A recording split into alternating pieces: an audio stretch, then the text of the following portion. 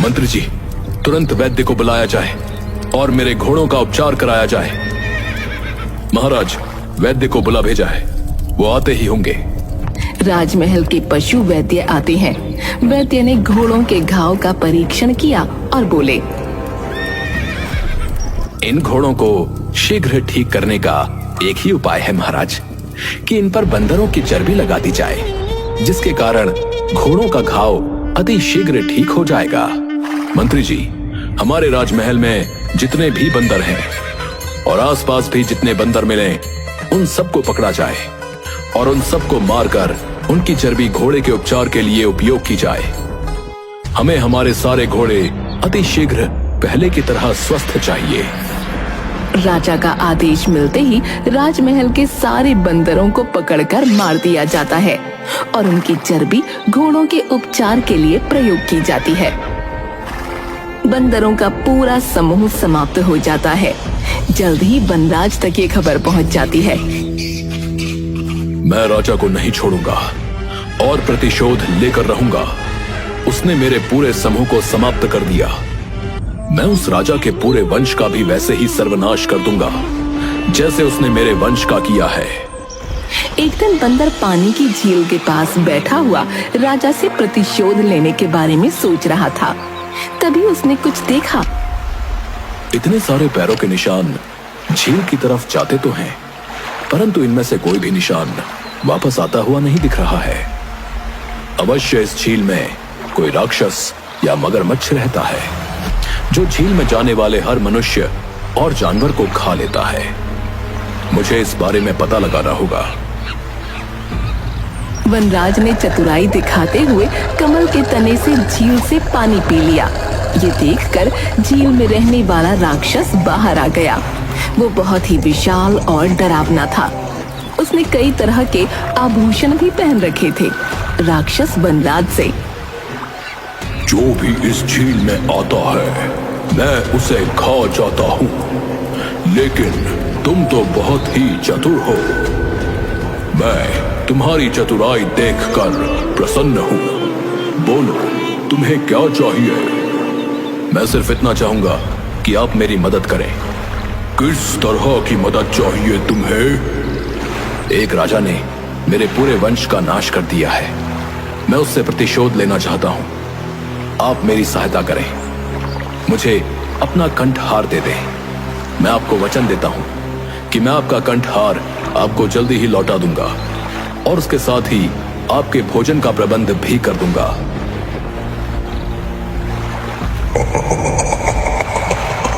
ये तो तुम मेरी मदद कर रहे हो, मेरे लिए भोजन का प्रबंध कर रहे हो।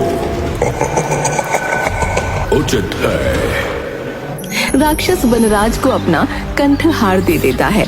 वनराज कंठहार को पहनकर चंद्रपुर नगर में वापस पहुंच जाता है और एक पेड़ से दूसरे पेड़ पर झूलने लगता है। जो भी उसे देखता और वो कंठहार देखता दंग रह जाता। राजा के सैनिक राजा को प्रसन्न करने के लिए वनराज को पकड़कर राजा के समक्ष ले जाते हैं। तुम्हें ये कीमती कंठहार कहाँ से प्राप्त हुआ है, जो तुमने अपने गले में पहना है? महाराज, ये कीमती कंठहार मुझे समृद्धि के देवता द्वारा प्रदान किया गया है। समृद्धि के देवता? वो तुम्हें कहाँ मिले? महाराज, वो जंगल के बीचों बीच स्थित एक झील में निवास करते हैं।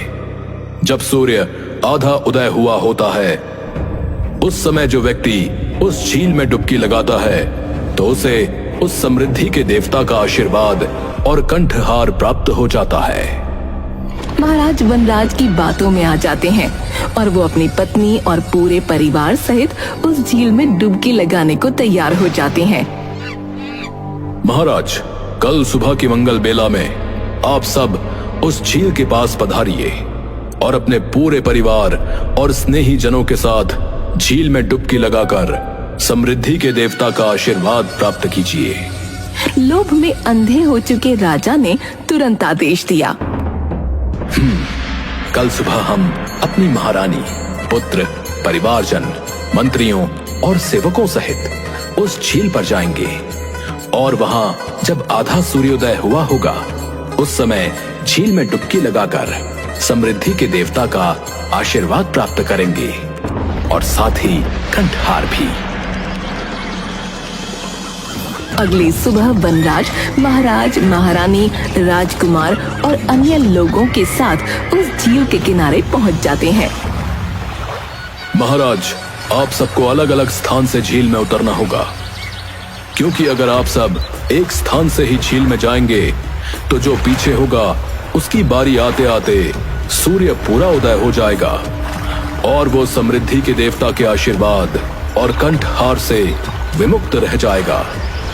इसलिए उपयुक्त यही रहेगा कि आप सभी अलग अलग स्थान से एक साथ झील में प्रवेश करें और समृद्धि के देवता का आशीर्वाद और अद्भुत कंठहार प्राप्त करें।